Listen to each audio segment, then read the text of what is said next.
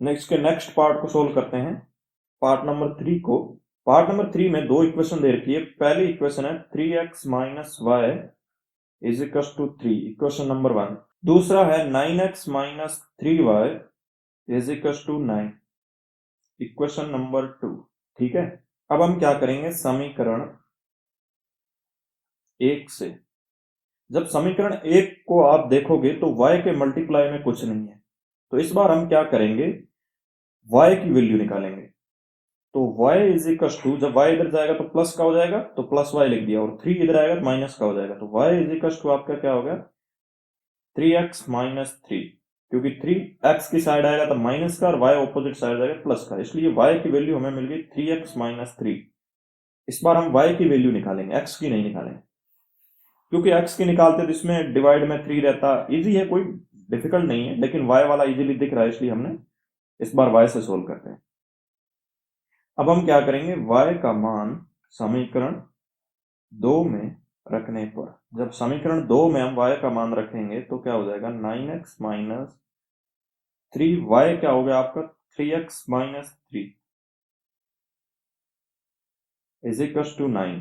ये आपका 9x का 9x, जब माइनस का 3x से मल्टीप्लाई होगा तो क्या होगा, minus 9x, minus minus plus हो जाएगा, 3 का 3 के साथ मल्टीप्लाई 9 हो जाएगा, इज इक्वल टू 9। ये प्लस का 9x और ये माइनस का 9x आपस में कट जाएगा, पीछे क्या बचेगा, 9 इज इक्वल टू 9।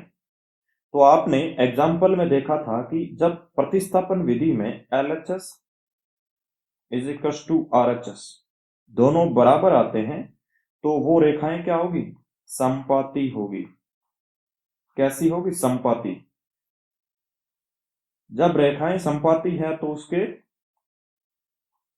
हल क्या होंगे, अनंत। ठीक है, अनंत हल होंगे,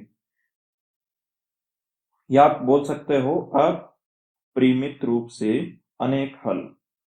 ठीक है, तो इस इक्वेशन के आपको एग्जैक्ट एक्स और वाई की एक सिंगल वैल्यू नहीं मिलेगी। सिंगल वैल्यू कब मिलती है, जब रेखाएं प्रतिच्छेदी हो, प्रतिस्थापन विधि में। जब संपाती होती है तो पहली इक्वेशन की जो एक्स की मान है, एक्स और वाई की वैल्यू, वो दूसरी इक्वेशन को सेटिस्फाई करेंगी, मतलब उसकी सारी एक्स और वाई की वैल्यू दूसरी इक्वेशन को सेटिस्फाई करेगी। इसका मतलब ये होता है संपाती, एक दूसरे के ऊपर है, पहली वाली का एक्स वाई की वैल्यू दूसरी वाली का एक्स वाई की वैल्यू सेम रहेगी।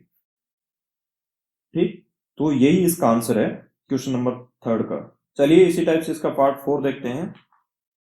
पार्ट 4 में आपके सामने दो इक्वेशन दे रखी है। पहली दे रखी है 0.2x plus 0.3y is equal to 1.3। इसको हम थोड़ा सा सिंपल कर देते हैं।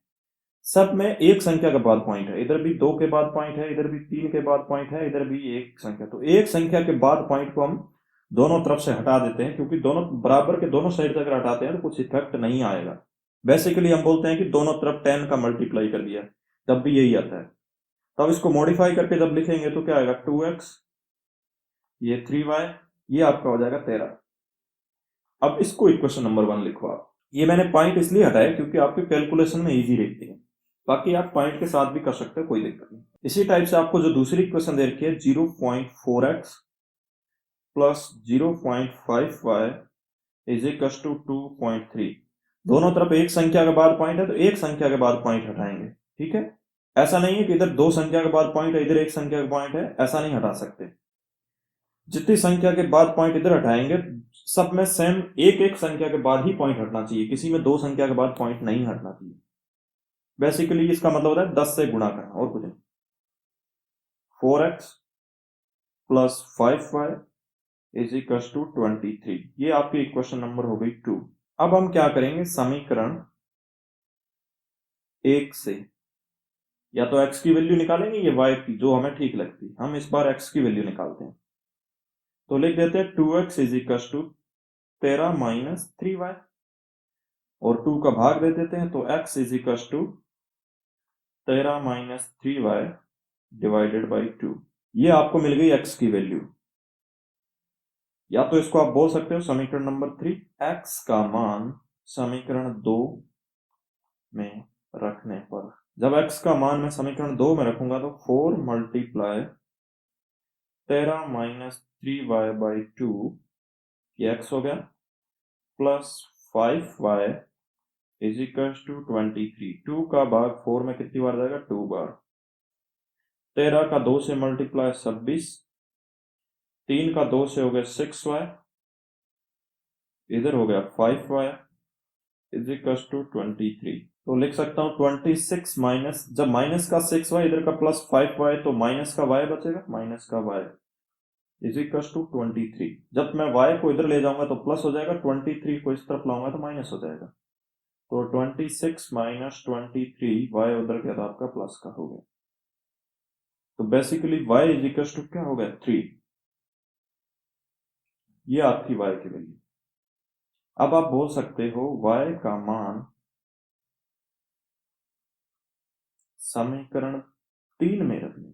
अब आप सोच रहे हैं समीकरण 3 कौन सी? समीकरण 3 ये है, इसीलिए मैंने इसको स्पेसिफाइड समीकरण 3 किया था, ताकि आपको सीधी x की वैल्यू मिल जाए, दोबारा से एक में जाके उसको सोल्व ना करना पड़े। इसलिए x is equal to 13 minus 3 गुणा y की वैल्यू 3 बटा 2, क्या हो जाएगा? 13 माइनस 9 बटा 2। 13 में से 9 जाएगा तो पीछे क्या बचेगा? 4। 4 बटा 2 कितना आएगा? 2। तो आपको x की वैल्यू क्या मिली? 2, एंड y आपके पास ऑलरेडी था, क्या था? 3। यही आपका इन दोनों समीकरणों का हल है और यही आपका आंसर है। ठीक है दोस्तों, इसी टाइप से इसके पार्ट 5 को सोल्व करते हैं।